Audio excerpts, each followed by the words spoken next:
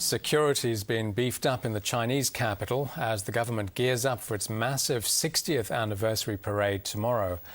Many tourist spots, hotels, restaurants and shops in downtown Beijing have been closed. But for some exiled Chinese living in Australia, there's little reason to celebrate.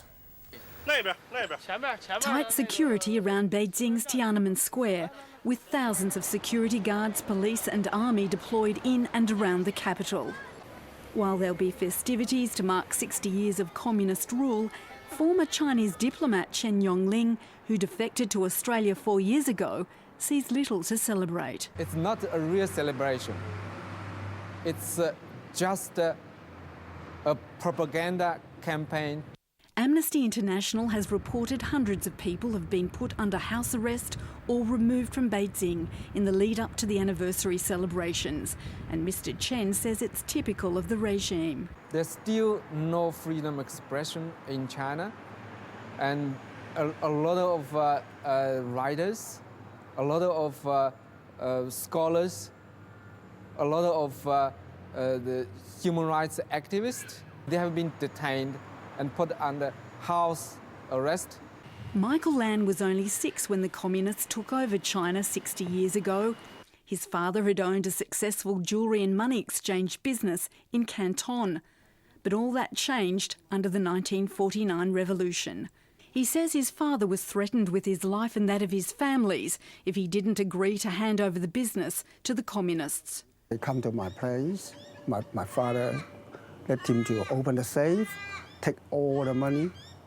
As a young boy, Michael Lan fled China with his brother and escaped to Hong Kong, remembering his father's advice.